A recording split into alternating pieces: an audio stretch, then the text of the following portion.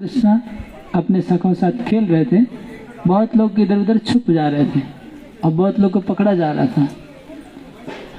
तो ये व्योमासुर नाम का असुर था, वो भी ग्वाल बाल बन के उस खेल में आ गया। अब वो क्या किया, चोर पुलिस बन के एक एक बच्चे को उठा के ले जा रहा था।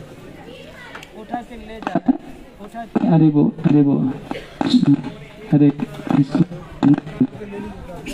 हरे कृष्णा, अरे वो तो वो एक एक बच्चे को उठा के ले जा रहा है।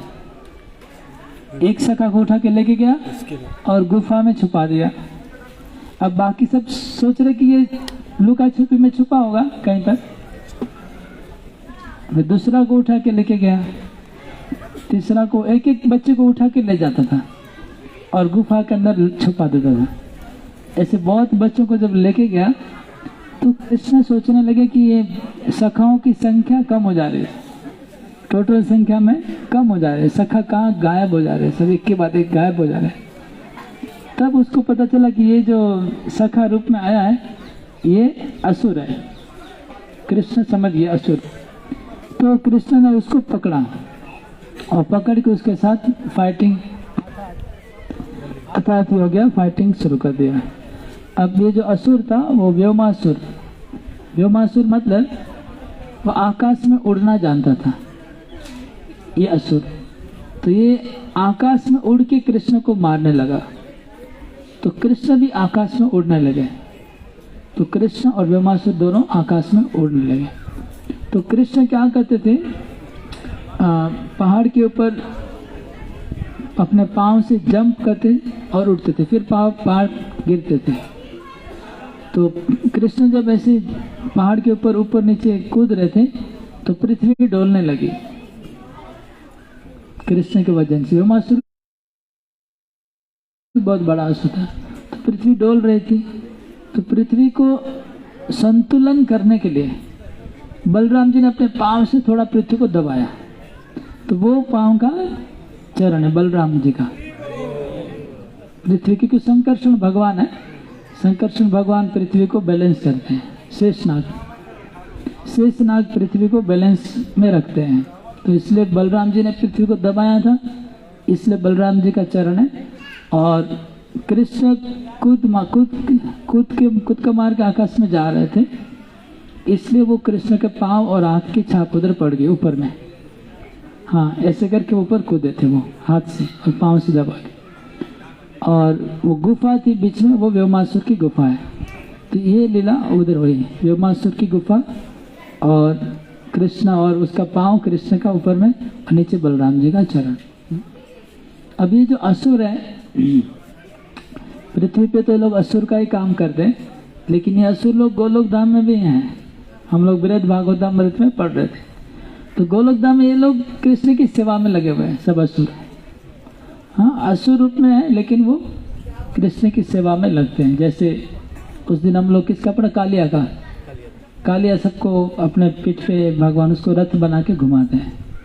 और किसको याद है और क्या क्या असुर उधर थे? हाँ, धेनुकासुर क्या कर रहा था? धेनुकासुर नहीं, अरिष्टासुर। अरिष्टासुर बैलगाड़ी चलाता है उधर गोलोक धाम में। उसको बैलगाड़ी में जो तो बैल के रूप में। और एक था केसी गोलोक धाम में घोड़ा बनाए, उसके ऊपर सब सखा लोग चढ़ के घुमाते हैं उसको। तो जो असुर है वो गोलोक धाम में फिर सेवा में लग जाते हैं। तो व्योमासुर भी गोलोक धाम में यही सेवा कर रहा है कुछ। तो ये था वहाँ का लीला, व्योमासुर, कृष्ण के चरण, बलराम जी के चरण।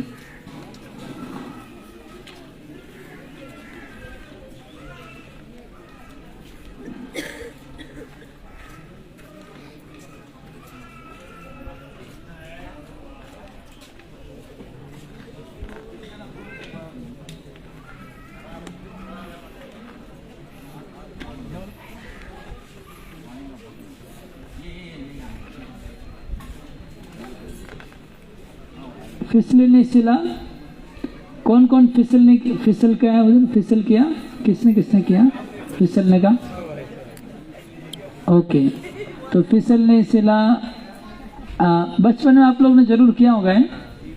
हमने तो बचपन में बहुत, जो पार्क में बच्चों का होता है ना फिसलने का, तो कृष्ण भी ये यहाँ पर फिसलते थे, अपने सखाओं के साथ फिसलने का लीला करते थे।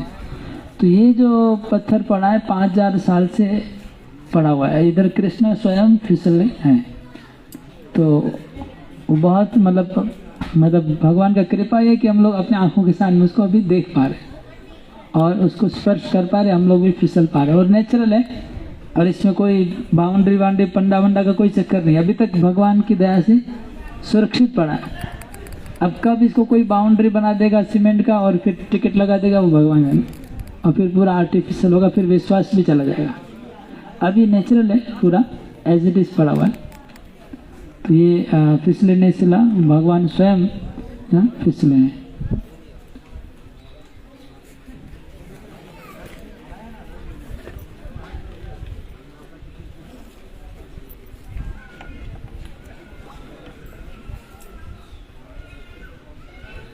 तो कृष्ण गाय चराते चराते यहाँ पर आते थे और बच्चों के साथ वहाँ फिसलने का लीला करते थे।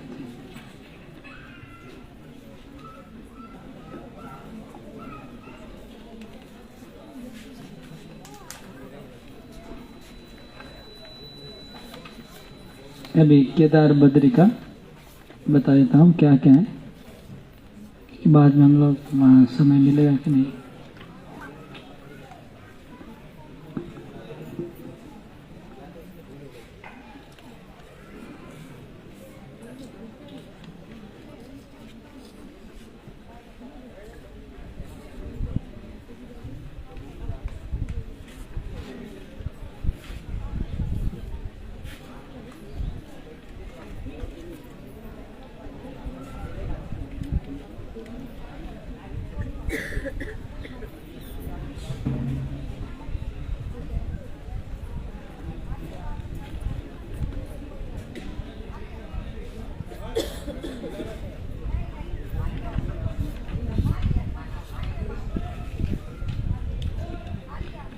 बद्रीनाथ का कथा आप लोग को सुना है ना सुबह, बद्रीनाथ कैसे हुआ, इसको खींच के रखना पड़ेगा।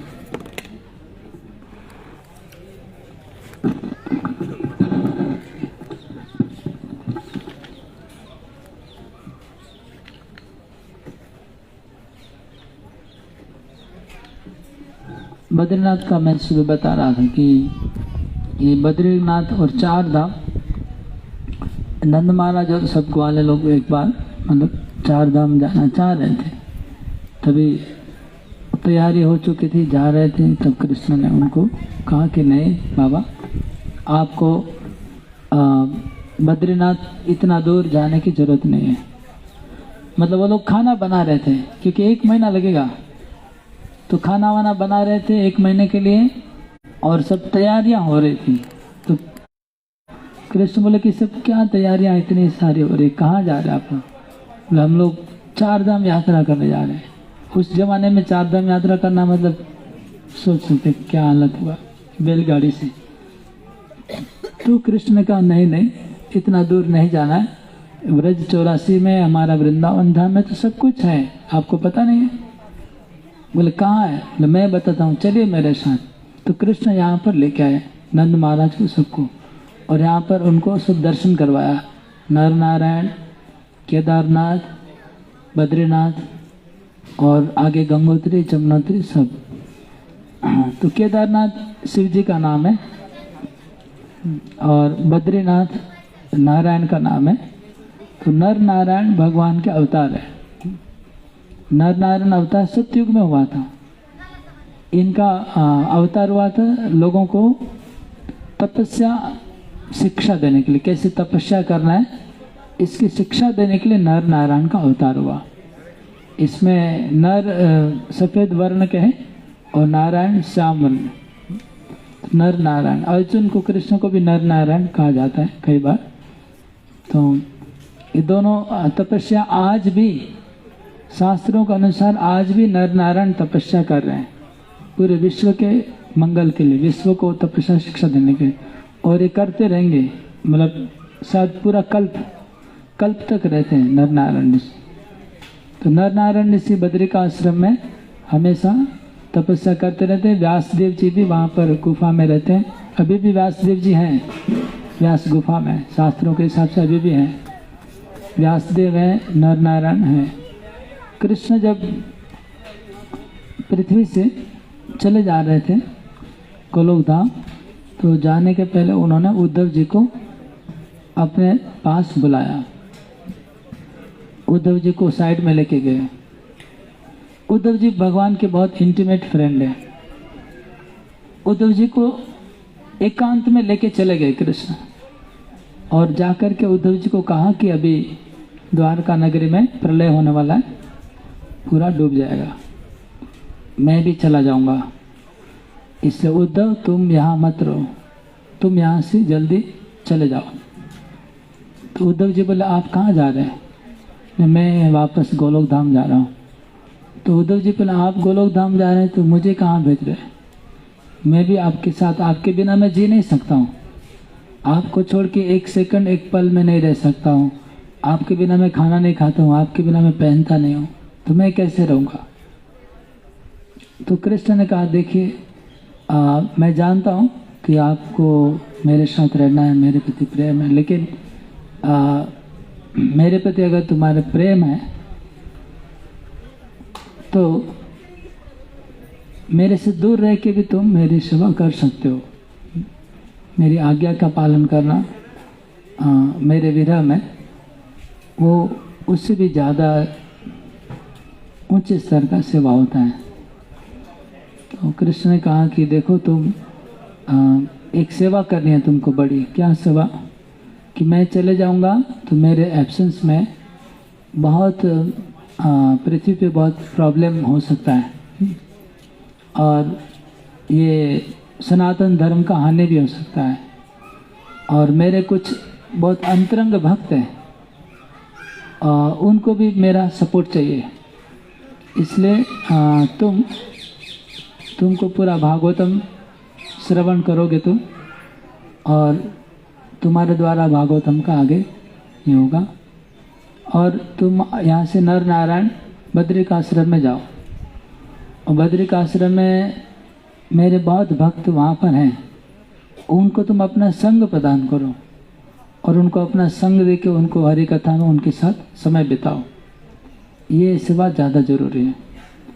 और उनको मेरा कुछ मैसेज है वो भी देना है, मेरा कुछ संदेश है, वो संदेश तुम ले जाओ। तो उद्धव जी जैसे वृंदावन में संदेश लेके गए थे गोपियों के पास, तो गोपियाँ जो कृष्ण के विरह में थी, कृष्ण के विरह में गोपियों को जो कष्ट हो रहा था, उद्धव जी के संदेश, उद्धव जी आने पे उनको थोड़ा सा अच्छा लगा गोपियों को। इसी प्रकार बद्रिका आश्रम में जो भक्त रह रहे थे उनको कृष्ण संदेश भेजना चाह रहे थे। और दूसरी बात ये भी, कृष्ण भी अपने इस प्रकट लीला में कभी गए नहीं बद्रीनाथ, कभी बद्रीनाथ कृष्ण नहीं गए, बद्रीनाथ गए नहीं, बद्रीनाथ के भक्तों को कृष्ण का दर्शन भी नहीं हुआ। इसलिए कृष्ण चाह रहे थे कि एटलीस्ट उद्धव बदले में चले जाए, उनके बदले में, कृष्ण के बदले में। इसलिए उद्धव जी का बहुत मन था कृष्ण के साथ वापस गोलोक धाम चले जाने का, लेकिन कृष्ण ने उनको बहुत रिक्वेस्ट करके जाने नहीं दिया। और वो उद्धव जी कृष्ण से फिर बहुत प्रश्न पूछते हैं, सृष्टि के बारे में, भक्ति के बारे में, ज्ञान के बारे में, योग के बारे में, ध्यान के बारे में। वो बहुत प्रश्न उत्तर है, पूरा उद्धव गीता है, एकादश स्कंद भागवतम का पूरा 11वां स्कंद, वो पूरा उद्धव और कृष्ण का वार्तालाप है।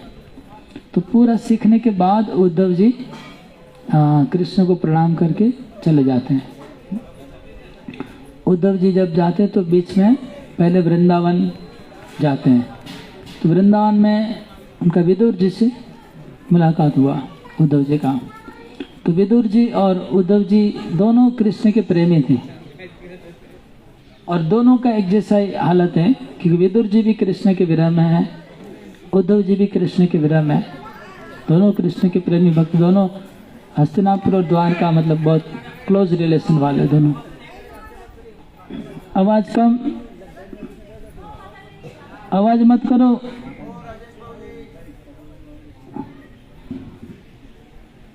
तो विदुर और उद्धव जब एक दूसरे को मिलते हैं, दोनों कृष्ण के प्रेम में थे, प्रेमी भक्त, तो एक दूसरे को देख के दोनों भाव विभोर हो गए, दोनों की आंखों में आंसू आने लगे। और कुछ देर तक तो उद्धव जी का गला चॉक्ट हो गया, कुछ बोल नहीं पा रहे थे विदुर जी को देख के, समाधि में चले गए। फिर विदुर जी ने उद्धव जी को कुछ प्रश्न पूछे द्वारका संबंधी, क्योंकि विदुर जी का क्या है कि महाभारत आरंभ होने के पहले विदुर जी हस्तिनापुर छोड़ के चले गए थे। यद्यपि वो पांडवों की फैमिली के बहुत मेंबर है, फैमिली मेंबर ही है, वो प्रधान मुख्य एक परिवार के सदस्य हैं विदुर जी, क्योंकि पांडव के और धृतराष्ट्र के भाई है, तो वो वहाँ रहेंगे तो उनको युद्ध में भाग लेना ही है, युद्ध में भाग लेना ही पड़ेगा अगर वो हस्तिनापुर में रहेंगे तो। लेकिन युद्ध के पहले दुर्योधन ने विदुर जी को अपमान किया। विदुर जी ने धृतराष्ट्र को सलाह दिया भरी सभा में। एक बार सभा लगी हुई थी, धृतराष्ट्र, दुर्योधन, द्रोणाचार्य, भीष्म सब बैठे थे और सभा में चर्चा हो रही थी कि पांडव लोग बोल रहे कि 5 गांव चाहिए, उनको देना चाहिए कि नहीं देना चाहिए, ये सब चर्चा हो रही थी। युद्ध करना चाहिए कि नहीं, ऐसी चर्चा हो रही थी, डेली चर्चा होती थी। शकुनी अपना मत देता था, भीष्म पितामह अपना मत देते थे, द्रोणाचार्य अपना मत देते थे, धृतराष्ट्र सबका व्यू लेके अपना एक कॉमन देते था कि किसी को नाराज नहीं करना है। धृतराष्ट्र का ऐसा ही रोल था कि दुर्योधन को भी खुशी करना है, भीष्म पितामह को भी खुशी करना है, द्रोणाचार्य खुशी, ये धृतराष्ट्र का ऐसा न्यूट्रल रोल प्ले करता था। मन में तो आसक्ति है दुर्योधन के प्रति, लेकिन एक्सटर्नली सबको प्लीज करना था। तो विदुर ने एक दिन कहा धृतराष्ट्र को कि इतना फालतू में तुम टाइम वेस्ट मत करो, हम लोग को खाली फुसलाने के लिए मीटिंग कर रहे हो तुम। असली बात है कि तुम्हारा दुर्योधन के प्रति आसक्ति है। तुम दुर्योधन को अभी निकालो, उसको दंड दो, पनिशमेंट दो, उसने बहुत गलती किया है, तो सब ठीक हो जाएगा, 1 मिनट में सब ठीक हो जाएगा। दुर्योधन ही तुम्हारा सब प्रॉब्लम का कारण है।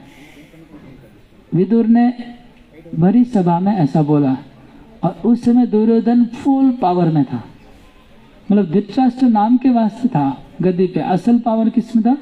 दुर्योधन। तो डायरेक्ट राजा को चैलेंज कर दिया विदुर ने दुर्योधन को। ये बहुत ही जिसको बोलते हैं स्ट्रेट फॉरवर्ड स्टेटमेंट था।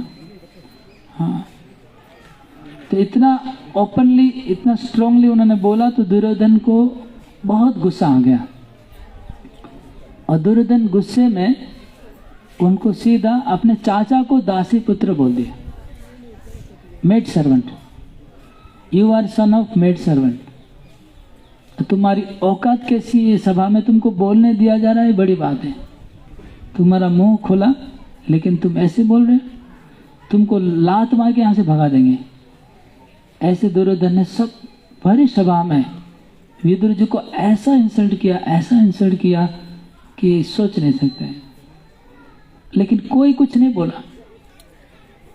दुर्योधन उनके सिपाही लोग को आदेश दे रहा है कि इसको पकड़ो और जेल में डाल दो, जैसे कंस ने जेल में डाल दिया था ऐसे ही विदुर जी को। तो विदुर जी बोले ठीक है, तुम लोग को पकड़ने की जरूरत नहीं है, मैं खुद। तुरंत दुर्योधन ने रिजाइन दे दिया, इस्तीफा। मैं टोटल पॉलिटिक्स में आज से रिजाइन देता हूँ, मुझे कुछ नहीं चाहिए। मैं अपना उपदेश दे रहा हूँ, ये गलत है, ये सही। क्योंकि शास्त्र कहता है कि अगर किसी सभा में, सभा मतलब असेंबली, उसमें अगर कोई गलत चर्चा होती है तो all the members are equally responsible. अगर किसी भी मीटिंग में, सभा में कोई गलत डिसीजन होता है, और डिसीजन लेने के समय जितने लोग उसमें वोट देंगे फेवर और अनफेवर में, सबको उसका भागी बनना पड़ता है।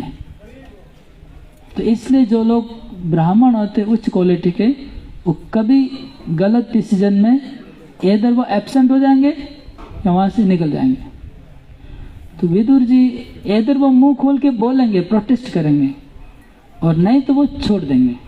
दोनों में से एक करते हैं कि इधर वो प्रोटेस्ट करेंगे अन्याय को, जब तक होगा प्रोटेस्ट करेंगे, और नहीं होगा तो वो छोड़ देंगे। दोनों में से एक जो एक्चुअली रियल ब्राह्मण वही होते हैं। और कलयुग में ऐसे ब्राह्मण है नहीं, सब लोग तेल लगाने वाला काम चलता है, बटरिंग वाला ही चलता है कलयुग में। कोई सच्चा बात भी नहीं बोलता है, कोई भागता भी नहीं है। लेकिन ऐसे हैं अभी भी, आज के डेट में भी ऐसे बहुत लोग हैं, मतलब एटलीस्ट भक्ति में देखे जा रहे, जो लोग भक्ति कर रहे हैं ऐसे ब्राह्मण होते हैं। तो एनीवे विदुर जी देखे कि सच्ची बात तो बोल रहे थे, अपना लिमिट तक बोल दिए, मतलब एक्सट्रीम लिमिट तक उन्होंने प्रयास किया प्रोटेस्ट करने का। जब उनको सभा से उठा के फेंक देने का बात हुआ, तब तक उन्होंने प्रयास किया प्रोटेस्ट करने का। तो फिर दुर्योधन ने जब उनके ऊपर डायरेक्ट चैलेंज कर दिया, तब विदुर ने अपना जो क्षत्रिय का ड्रेस था वो त्याग कर दिया। जो धनुष बाण था वो सभा के गेट के ऊपर छोड़ दिया। धनुष बाण छोड़ने का मतलब हुआ कि आज से मैं क्षत्रिय नहीं हूं, मतलब मैं तुम्हारा एम्प्लॉय नहीं हूं। राजा का एम्प्लॉय होते हैं सब लोग, जितने भी राज्य में सभा के मेंबर हैं, ऑल एम्प्लॉय। मैं तुम्हारा मंत्री एम्प्लॉय होता है, मैं तुम्हारा सर्वेंट नहीं हूं, मैं क्षत्रिय नहीं हूं। तो क्या हूं? सन्यासी। सन्यासी बन गए, सब कुछ छोड़ दिया, और उन्होंने ड्रेस चेंज कर लिया। कैसा ड्रेस पहना? अवधूत ड्रेस। अवधूत मतलब कोई पहचान नहीं पाएगा कि वो कौन है। ऐसा ड्रेस पहन के विदुर जी चले गए यात्रा करने को। पूरा दक्षिण भारत यात्रा की, सब बड़े बड़े मंदिरों का दर्शन किया, बड़े बड़े तीर्थों का दर्शन किया। कई महीना घूमते घूमते घूमते अल्टीमेटली वो वृंदावन आए लौट के विदुर जी, और यहाँ उद्धव जी द्वारका से वृंदावन आए, और दोनों का भेंट हुआ। तो दोनों एक ही कि कृष्ण के विरह में डूबे हुए हैं, ये भी कृष्ण के विरह में डूबे हुए हैं। तो विदुर जी पूरा महाभारत में एब्सेंट थे, उनको लेकिन खबर मिल रहा था। महाभारत का खबर, महाभारत लाइव टेलीकास्ट होता था, टीवी वाला वो महाभारत, ये भी लाइव होता, वो भी लाइव होता था। लाइव टेलीकास्ट होता था, मतलब जैसे अभी सुबह कर्ण का हत्या हुआ तो पूरे वर्ल्ड में आधा घंटे में खबर फैल जाता कि कर्ण का हत्या हो गया। ब्रह्मा भी पता चल जाता, इंद्र को पता चल जाता, पूरे पृथ्वी में सबको पता चल जाता था। कैसे चलता था भगवान जाने, मतलब खबर फैल जाती थी, ऐसा सिस्टम था उस दिन। तो विदुर जी को सब पता। विदुर जी ने उद्धव जी को पूछा कि उद्धव जी आप तो द्वारका से आए, हस्तिनापुर से आए, तो वहाँ पर सबकी हालत कैसी है? पंच पांडव कैसे हैं, कृष्ण कैसे हैं, वसुदेव कैसे हैं, देवकी कैसे, सबका खबर ले रहे थे। और उद्धव जी का तो वो सुन के रोना बंद नहीं हो रहा। बोले आप ये सब पूछ रहे हैं, ये कोई है नहीं अभी पृथ्वी पे, सब चले गए, मैं अभी बद्रीनाथ जा रहा हूँ। तो इस तरह से उद्धव जी और विदुर का मुलाकात हुआ। फिर उद्धव जी बद्रिकाश्रम जाते हैं, जाकर के नर नारायण ऋषि के साथ वो सत्संग करते हैं, नर नारायण को कृष्ण का संदेश देते हैं। इसलिए बद्रीनाथ में आपको उद्धव का मूर्ति भी मिलेगा। अब बद्रीनाथ कौन कौन गए? उत्तरांचल वाला बद्रीनाथ, उस मंदिर में क्या क्या मूर्ति है पता है? बद्रीनाथ मूर्ति में क्या क्या है पता है क्या? वो याद नहीं होगा, आपको याद है? और किसी को याद है? कौन सी मूर्ति है मंदिर के अंदर बद्रीनाथ में, जानते हैं क्या? संत लालपू?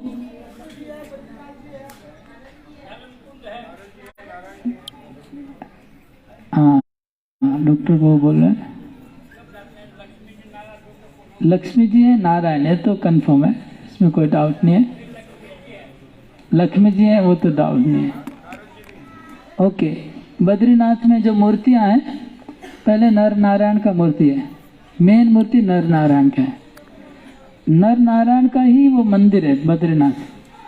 भागवत में नर नारायण का 8 नंबर अवतार है। 8 नंबर नहीं, शायद 6 नंबर है शायद, जी याद नहीं आ रहा। 6 नंबर 8 नंबर अवतार है नर नारायण का, कृष्ण का अवतार। वो मुख्य है बद्री में। और नर नारायण के एक साइड में उद्धव जी का मूर्ति है और एक साइड में नारद जी का मूर्ति है। तो नारद जी नर नारायण के भक्त हैं। नर नारायण के प्रथम श्रेणी के जो सर्वेंट है वो नारद जी है। और इधर उद्धव जी हैं। उद्धव जी विराज करते हैं बद्रीनाथ में। और बद्रीनाथ नाम कैसे पड़ा? बद्री नारायण कहते हैं ना, बद्री नारायण, बद्रीनाथ।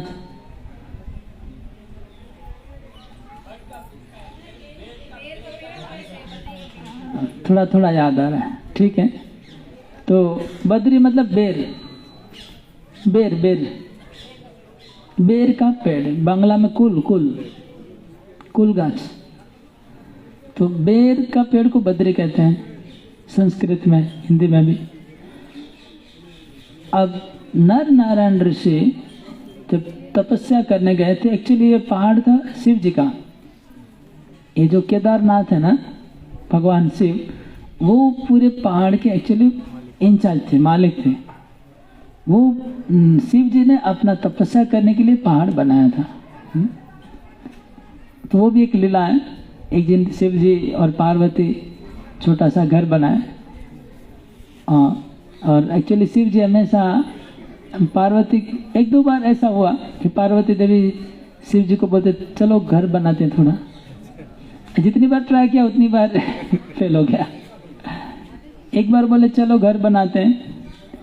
शिव जी बोलते हैं घर बनाएंगे, क्या जरूरत है, टेम्पररी लाइफ है, लाइफ बहुत टेम्पररी है, घर बनाने की क्या जरूरत है। ऐसे बोलने से टल गया। और एक बार शिव जी और पार्वती घर बनाने का विचार कर रहे थे, तो लोमस ऋषि से मुलाकात हुआ। लोमस ऋषि, शिव जी बोले पार्वती को थोड़ा लोमस ऋषि से बात करते हैं, आप घर क्यों नहीं बनाते हैं, लोमस ऋषि को बोलते हैं। तो लोमस ऋषि का लाइफ ड्यूरेशन इतना लंबा है कि ये शरीर का एक रोम गिरने से एक कल्प ब्रह्मा का होता है। तो जितना उनके शरीर में रोम है उतने कल्प वो जीते हैं। और उनको जब मिला, सिर्फ पार मिले कि घर क्यों नहीं बनाते, बोले लाइफ बहुत टेम्पररी है, इतना शॉर्ट लाइफ है भौतिक जगत में, टेम्पररी, इसमें घर क्यों बनाए। तो पार्वती देवी, ओ माय गॉड, लोमस ऋषि बोलते कि लाइफ टेम्पररी है, घर बनाए क्या जरूरत है, कुछ दिन के बाद तो मर जाएंगे। और हम लोग मरते लोग के मनुष्य हैं, 10-20 साल के बाद मरना ये पता है, फिर भी घर बनाने में लगे हुए हैं। और उसी में टाइम नष्ट हो जा रहा है, घर की चिंता में, और कुछ विचार नहीं आ रहा दिमाग में। तो पार्वती और शिव ने छोटा सा घर बनाया। अल्टीमेटली बहुत विचार विमर्श करके, और एक बालक रो रहा था घर के बाहर। तो पार्वती को दया आया कि एक बालक रो रहा है, चलो उनको पूछते हैं क्या बात है, क्या चक्कर है। तो पार्वती देवी, शिव जी बोला उसके चक्कर में मत पड़ो, बालक के चक्कर में। लेकिन पार्वती गई और उस बालक को घर में लेके आती है। तो घर में लेके आती है, और क्या, तो वो बालक क्या बोलता है कि आप लोग बाहर जाइए, ऐसे कुछ बोला। और फिर वो देखे कि वो नारायण है, और नारायण में अभी ये घर मेरा हो गया, आप लोग जाइए दूसरे कहीं। मतलब थोड़ा सा प्रयास किया था उसको भी नारायण जी ने, बोले ये तपस्या करने के लिए अच्छा जगह, मुझे जगह चाहिए। तो इस तरह से शिव जी से नर नारायण ऋषि ने जगह लिया, तो तपस्या करने के लिए पहाड़ को लिया। ऐसी कथाएं छोटी, हर कल्प में कथाएं परिवर्तन होती रहती है। हर कल्प में कथाएं परिवर्तन, किसी कल्प की ऐसी कथा होगी। वैसे जो तपस्या करते हैं ना, तो नारायण वो बद्री के पेड़ के नीचे तपस्या करते हैं, क्योंकि बद्री का पेड़ में ना छाया नहीं होता है, कांटा होता है, खुद कष्ट होता है, तो कष्ट तो लक्ष्मी देवी बद्री बनती है, बद्री का पेड़ बनती है, इसलिए बद्रीनाथ लक्ष्मी देवी बद्री का अवतार लेती है, वहाँ पर नारायण तपस्या करते हैं, तो इसलिए बद्रीनाथ ये एक अर्थ हुआ बद्रीनाथ का। ओके तो बद्रीनाथ धाम हम लोग जाएंगे, उधर उद्धव जी का दर्शन करेंगे, आप लोग नारद मुनि का दर्शन करेंगे, नर नारायण ऋषि का दर्शन करेंगे।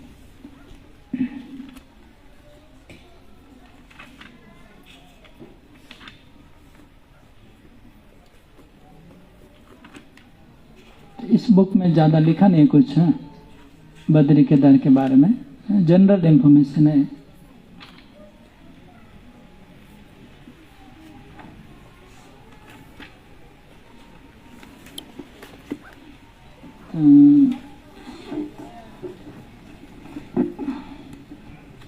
कल का क्या है बता देता हूँ, कल का परिक्रमा का थोड़ा विवरण।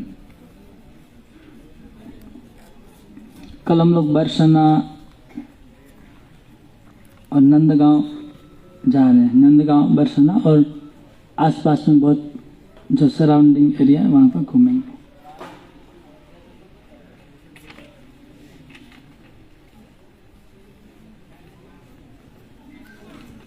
ठीक है, यहाँ पर यही कथा था केदारनाथ बद्रीनाथ का।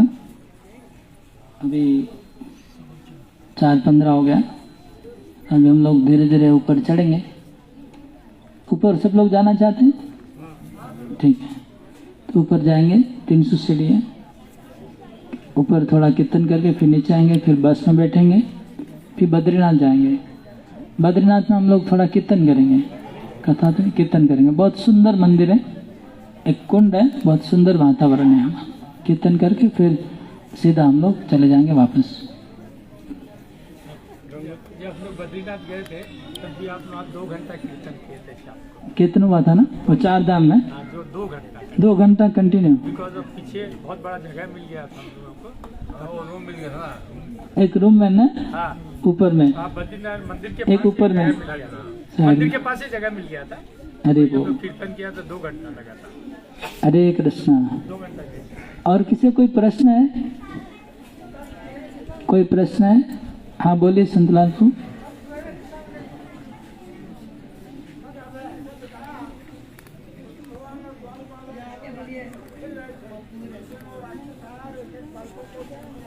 हाँ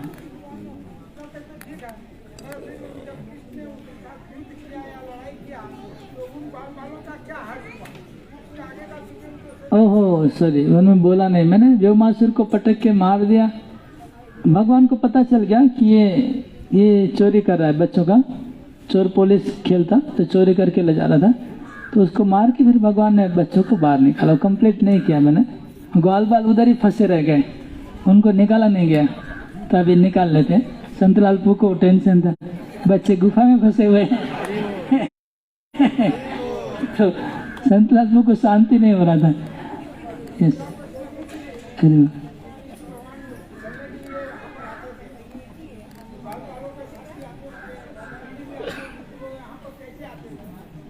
अरे वो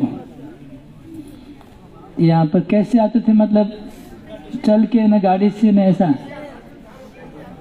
ओके ओके। एक्चुअली ना भगवान जब वृंदावन में वास करते थे उनको परमानेंट रेसिडेंस नहीं था, वो कुछ दिन एक जगह रहते थे। वो लोग ये थे, क्या बोलते, बंजारे जैसा, और बंजारों का लाइफ था। नंद महाराज ये लोग अपना घर को, मुकाम को चेंज करते थे जगह जगह, कभी यहाँ रहते थे कभी वहाँ रहते थे। तो जैसे एक वन में रहते थे, वहाँ का वन में जितना घास और सब जब खत्म हो जाता दूसरे वन में जाते थे। तो हो सकता है जब यहाँ लीला की तब यहीं आसपास में कहीं रहते होंगे, उतना दूर से नहीं। आज हम लोग वृंदावन, नंदगांव यहाँ से पास में है, हम लोग बीच में नंदगांव आया था। नंदगांव यहाँ से ज़्यादा दूर नहीं, वो वृंदावन बहुत दूर है, लेकिन नंदगांव यहाँ से दूर नहीं है। तो हो सकता है यहाँ पर आसपास में तब कृष्ण रहते थे।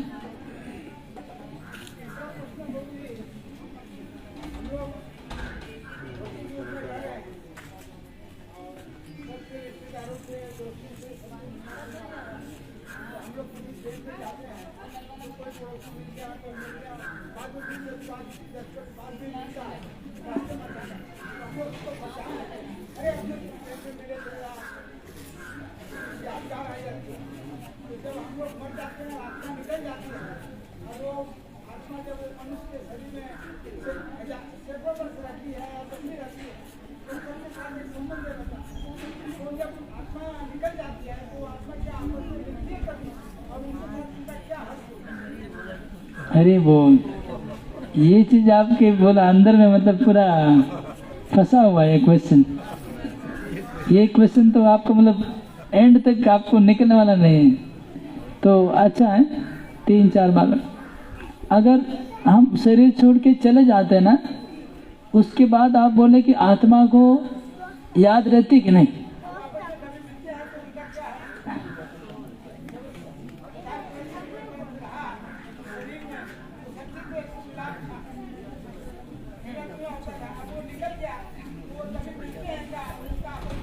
ओके ओके, ठीक है। मैं 2-3 जो घटना मेरे सामने आई वो बताता हूँ। जैसे किसी के पेरेंट्स मर गए और मरने के बाद उनको बच्चों की याद आती है। हाँ, अपने बच्चों की व परिवार वालों की याद आती है उनको, वो आत्मा को। तो वो फिर घर में आते हैं, वो अलग अलग रूप से आते हैं, प्रेत बन के आते हैं, भूत बन के आते हैं, वह अपने असली रूप में भी आते हैं और आते रहते हैं। जब वो आसक्ति धीरे धीरे फिर कटती है, कुछ दिन तक आते हैं, फिर आप लोग भागवत कथा कराते हैं, गया वया करने के बाद फिर वो आसक्ति, फिर बाद में उनका सेटिंग ऊपर हो जाता है उधर। तो नया जगह जाते हैं, वहाँ पर फिर आसक्ति बन जाने के बाद यहाँ आसक्ति कटती है। जैसे नया जब बहू का शादी होता है तो कुछ दिन अपने पेरेंट्स का याद आता रहता है। जब नया घर में अच्छे से फिट हो जाने के बाद फिर पुराना भूल जाते हैं, है कि नहीं? ये तो आप लोग को एक्सपीरियंस होगा, है कि नहीं? संस्कृत है तो आपको होना चाहिए अनुभव, कि नहीं है? नहीं, कोई कुछ बोल नहीं रहा है, नहीं पता नहीं। जब इस धीरे धीरे जमाना चेंज हो रहा है, सब पता नहीं क्या चल रहा है वर्तमान में। तो इसी तरह जब आत्मा कहीं जाएगी तो कुछ दिन अपने बच्चों की याद रहेगी उसको, अगर मोक्ष नहीं हुआ है तो। लेकिन फिर उधर तो जहाँ जन्म, वहाँ भी तो उनके बच्चे होंगे, उधर भी माता पिता होंगे, जहाँ भी जाएगा वो। तो वहाँ की फैमिली में जब जम जाएगा तो फिर इधर धीरे धीरे छूट जाएगा कनेक्शन। समझ में आया?